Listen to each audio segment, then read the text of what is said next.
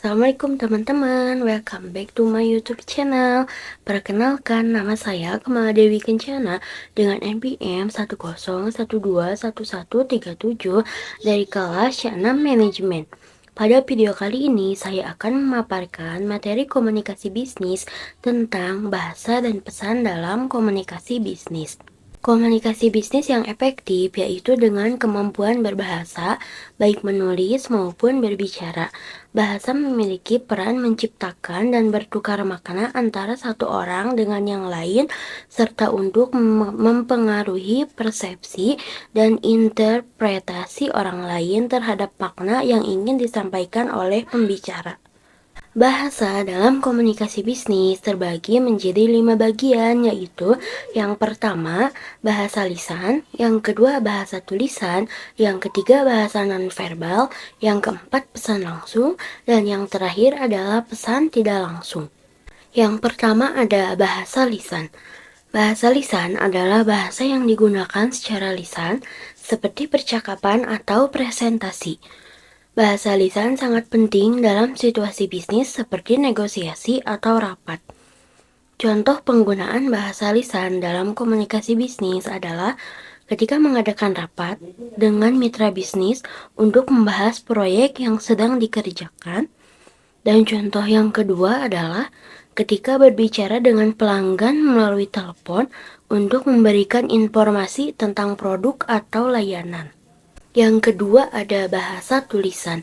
Bahasa tulisan adalah bahasa yang digunakan dalam bentuk tulisan seperti surat bisnis atau email bisnis. Bahasa tulisan sangat penting dalam situasi bisnis tertentu karena memberikan bukti tertulis dari komunikasi tersebut. Contoh penggunaan dari bahasa tulisan dalam komunikasi bisnis adalah mengirim surat penawaran kepada calon pelanggan untuk menawarkan produk atau layanan, dan mengirim email kepada karyawan untuk memberikan informasi tentang kebijakan perusahaan. Yang ketiga ada bahasa nonverbal. Bahasa nonverbal adalah bahasa yang tidak menggunakan kata-kata seperti bahasa tubuh, ekspresi wajah, atau intonasi suara. Bahasa nonverbal sangat penting dalam situasi bisnis untuk menunjukkan sikap dan emosi. Contoh penggunaan bahasa nonverbal dalam komunikasi bisnis adalah menggunakan bahasa tubuh yang sopan saat bertemu dengan mitra bisnis untuk menunjukkan penghormatan, dan menggunakan ekspresi wajah yang ramah saat berbicara dengan pelanggan untuk menunjukkan kepercayaan diri dan profesionalisme. Yang keempat ada pesan langsung.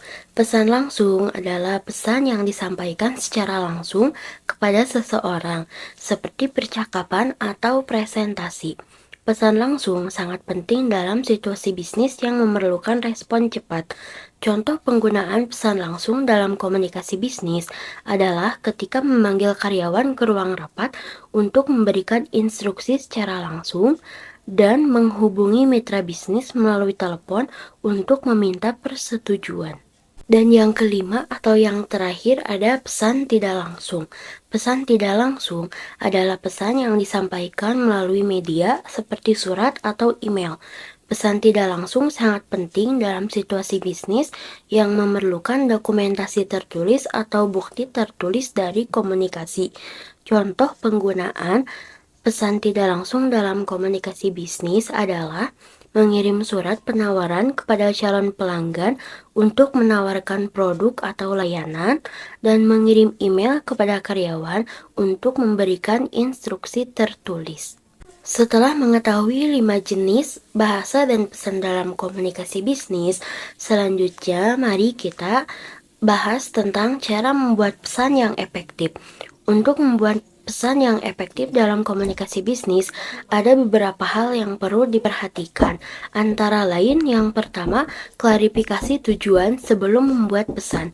Pastikan bahwa tujuan komunikasi jelas dan terdefinisi dengan baik.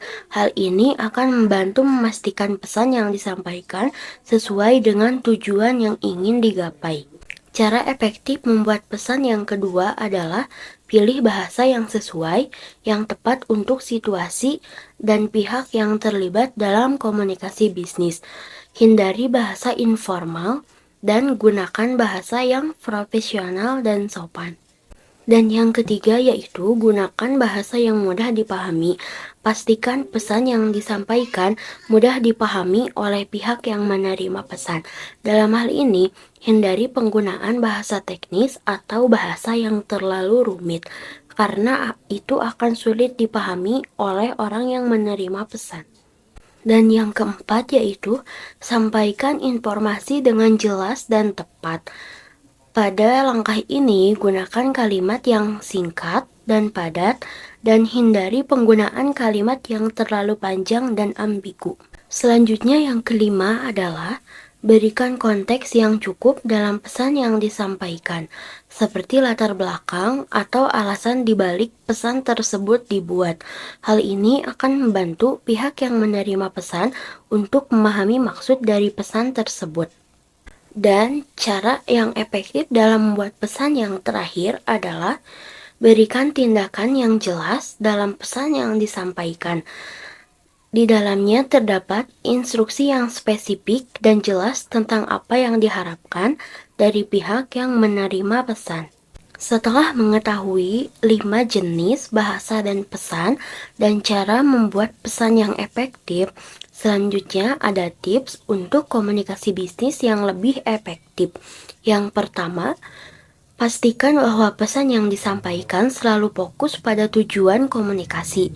Hindari penggunaan bahasa yang ambigu atau tidak relevan dengan tujuan komunikasi. Yang kedua, perhatikan gaya komunikasi dari pihak yang menerima pesan.